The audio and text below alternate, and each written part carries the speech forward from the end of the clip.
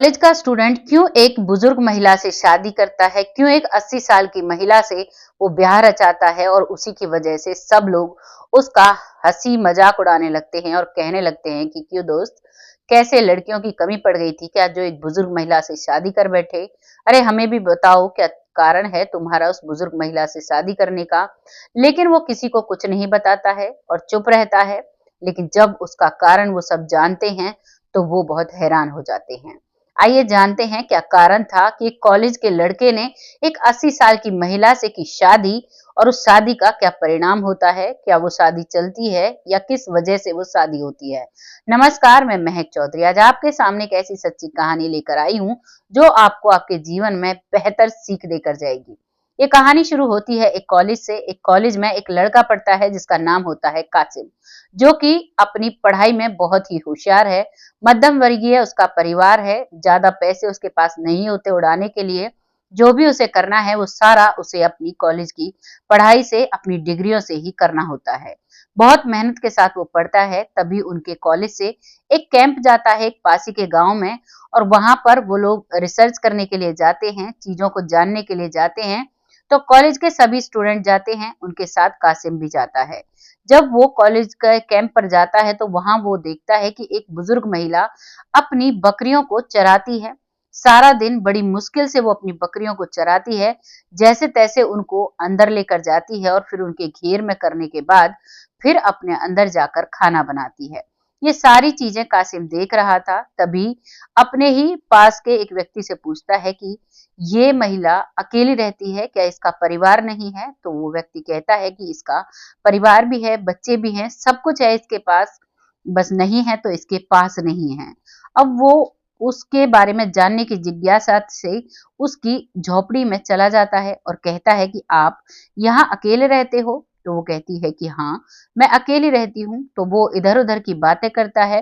वो उससे कहता है कि आप ये सामान कहाँ से लेकर आई, जो वहां उसकी झोपड़ी में जो सामान रखा हुआ था उन पर वो उसका ध्यान खींचना चाह रहा था। लेकिन वो महिला कहती है कि तुम मुझे बताओ, तुम्हें क्या पूछना है। तो वो कहता है कि मुझे ये पूछना है कि आपका परिवार नहीं है, आप इतनी मुश्किल से रहती हैं और इतनी मुश्किल से आप इन बकरियों को चराती हैं। तभी वो कहती है कि इनको बकरियां मत कहो, ये मेरा परिवार है, इन्हीं से मेरी सुबह है और इन्हीं से मेरी शाम है। जैसे ही बकरियों के प्रति इतना प्रेम वो दिखाती है तो वो और भी भावुक हो जाता है और भी इम्प्रेस हो जाता है उस बुजुर्ग महिला से। तभी वो पूछता है कि क्या तुम्हारे बच्चे, तुम्हारा पति कोई नहीं है तुम्हारा। तभी वो महिला कहती है कि मेरा सब कुछ है, मेरे पति, मेरे बच्चे मेरे साथ नहीं रहना चाहते, वो बाहर रहकर कमाते हैं, वो मेरे पास नहीं रहते, इसीलिए मैं इनको अपना परिवार मानती हूँ और मैं इनके साथ रहती हूँ। तभी वो लड़का पूछता है कि कोई तो वजह होगी जो आप इनके साथ रहती हैं, बच्चों के साथ नहीं रहती। आप मुझे कोई अपनी इच्छा बता सकती हैं। तभी वो महिला मना कर देती है, कहती है कि तुम उस इच्छा को पूरा नहीं कर सकते जिसे मेरे बच्चे, जिसे मेरा पति ही पूरा नहीं कर पाया, उसे तुम कैसे पूरा कर पाओगे। वो लड़का कहता है कि आप मेरा विश्वास करो, मैं आपकी हर इच्छा पूरी करूंगा, आप मुझे एक बार बताओ तो सही। तभी वो कहती है कि मुझे हज जाना है और हज जाने के लिए कोई अपना साथ होना जरूरी होता है, या तो वो पति हो या फिर खून के रिश्ते में कोई भी बेटा बेटी या कोई भी हमारे साथ हो। लेकिन ना तो मेरे बच्चे मेरे साथ रहते हैं और ना ही मेरा पति मेरे साथ रहता है, और यही मेरी एक अंतिम इच्छा है कि मैं हज करूं, और इसीलिए तुम मेरी इस इच्छा को पूरा नहीं कर सकते। इस बात पर वो लड़का वहां से चला आता है कासिम, और आने के बाद अब सोच विचार करता है, लेकिन उसके दिमाग में वही माँ का उसी बुजुर्ग महिला का चेहरा आता रहता है। तभी वो एक व्यक्ति से बात करता है कि अगर मैं उस बुजुर्ग महिला से शादी करूं तो क्या वो हज जा सकती है, इसमें कोई परेशानी तो नहीं। तभी वो व्यक्ति सोच विचार कर कहता है कि कोई परेशानी नहीं है, वो महिला हज कर कर आ जाएगी, उसके बाद तुम आराम से तलाक ले लेना, उसका भी हो जाएगा जो उसे तीरथ करना है उनका, और तुम्हें भगवान इसका बहुत ही अच्छा फल देगा। इस बात को सोचकर अब वो लड़का उस बुजुर्ग महिला के पास दूसरे दिन जाता है और कहता है कि मैं तुमसे शादी करने के लिए तैयार हूँ और मैं करा कर लाऊंगा तुम्हें हज। इस बात पर महिला को विश्वास नहीं होता है। वो दोबारा से कहती है, क्या तुम सही कह रहे हो। इस बात पर लड़का कहता है कि हाँ, मैं सही कह रहा हूँ। और अब वो दोनों प्रॉपर तरीके से, प्रॉपर रीति रिवाज से शादी करते हैं। शादी करने के बाद अब वो कहते हैं कि सामान तैयार कर लो, चलते हैं हज के लिए। अब जब जैसे सारा सामान पैक कर वो बुजुर्ग महिला ने जो पैसे रखे हुए थे हज जाने के लिए, उन पैसों को उस लड़के को देती है और कहती है कि अब तो तुम मुझे हज लेकर जा रहे हो, अब इनका मुझे क्या करना है, ये लो पैसे, ये अब तुम्हारे काम के हैं, मेरा तो सब कुछ तुम ही देखने वाले हो। और अब वो दोनों हज के लिए निकल जाते हैं।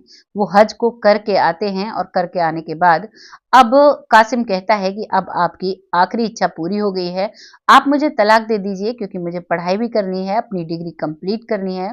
तभी वो बुजुर्ग महिला कहती है कि तुम्हें मुझसे तलाक लेने की जरूरत नहीं है, मैं तुम्हें अपनी मर्जी से भेज रही हूँ, तुम्हें कोई भी प्रॉब्लम नहीं होनी चाहिए और तुम अपनी मर्जी से रहो, जो भी तुम्हें करना है वो करो, मैं आराम से यहाँ रह रही हूँ, तुम मुझसे तलाक मत लो। इस बात पर कासिम को भी ऐसा लगता है कि सही कह रही है, कोई दिक्कत नहीं है, और वो उनसे बिना तलाक लिए अब अपने कॉलेज पहुंच जाता है। कॉलेज में जब लड़कों को ये बात पता चलती है तो वो उसके साथ हंसी ठिठोली करने लगते हैं और कहने लगते हैं कि भाई तुमने तो 80 साल की बुजुर्ग महिला से शादी कर ली, क्या लड़कियां कम पड़ गई थी जो तुम्हें कोई लड़की नहीं मिली शादी करने के लिए। वो चुप रहता है, लेकिन जब वो लोग बार बार उसे परेशान करते हैं तब कासिम उसे बताता है कि तुम्हें पता है मैंने किस वजह से उस बुजुर्ग महिला से शादी की है। तो वो पूछते हैं कि इसी चीज के लिए तो हम उतावले हैं, हमें बताओ तुमने ऐसा क्यों किया। तभी वो बताता है कि उन्हें हज जाना था, इसी वजह से मैंने शादी की। जब सारी चीजों को वो जानते हैं तो वो बहुत ही अप्रिशिएट करते हैं कासिम को और बहुत ज्यादा उसके यानी कि उसकी रिस्पेक्ट करने लगते हैं। अब वो उसकी और ज्यादा रिस्पेक्ट करने लगते हैं, हर बात में उसे पूछने लगते हैं और सभी ये कहते हैं कि जो तुमने किया है बहुत ही अच्छा किया है, तुम्हें इसका भगवान जरूर कुछ अच्छा फल देंगे। अब धीरे धीरे वक्त निकलता है और कासिम की अपनी डिग्री कंप्लीट हो जाती है। कंप्लीट होने के बाद अब उसे उस बुजुर्ग महिला की याद आती है। करीबन 2 साल हो चुके थे। अब वो सीधा उसी झोपड़ी पर पहुंचता है तो वहां देखता है कि उस झोपड़ी का ताला लगा हुआ है। वो इधर उधर देखता है तो उसे वहां कोई भी नजर नहीं आता है।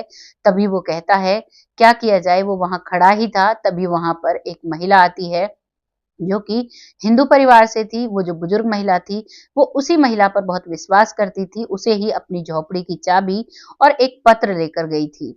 तभी वो उस लड़के को कासिम को देती है कि ये वो महिला लेकर गई है तुम्हारे लिए, उसने बोला था कि एक लड़का ढूंढता हुआ मुझे आएगा तो तब तुम इसे दे देना, तुमने काफी समय लगा दिया।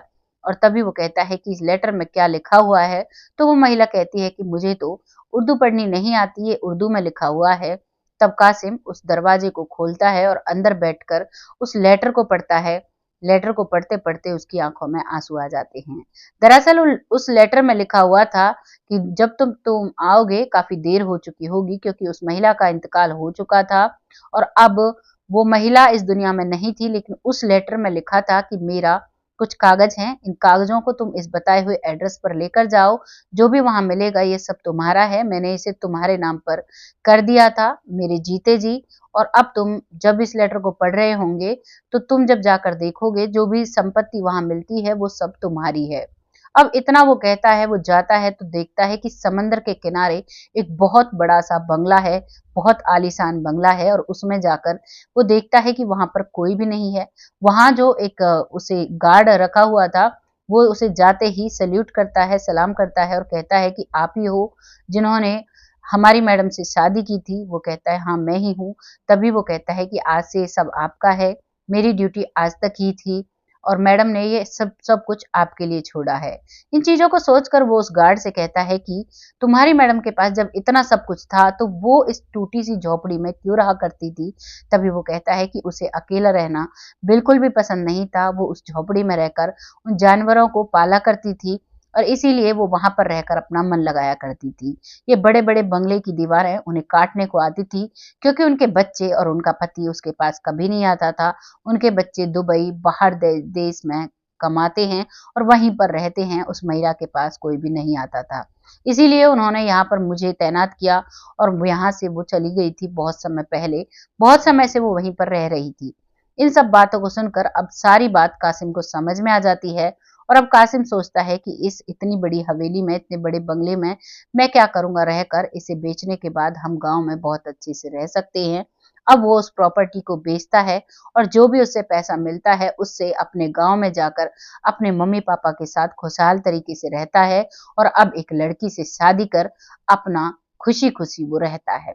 ये थी कहानी कासिम की, जिसने उस महिला के लिए इतना सोचा और उस महिला ने उस एक सोच के बदले उसे इतना बड़ा इनाम दिया कि उसकी जिंदगी संवर जाती है। आपको इस कहानी को सुनकर कैसा लगा है? अपनी राय कमेंट बॉक्स में ज़रूर लिखिएगा। बहुत जल्द ऐसी ही किसी कहानी को लेकर आती हूँ। इन कहानियों को आपको सुनाने का कोई गलत उद्देश्य नहीं होता, बस यही उद्देश्य होता है कि आप लोग इससे थोड़ी बहुत जानकारी लें। कर भला सो हो भला, इस कहानी में वो बात सिद्ध होती है। इस लड़के ने भला किया था तो आज इसके साथ भगवान ने भला किया। सभी कहते हैं कि तुमने उस महिला को हज कराई थी, ये सब उसी का नतीजा है।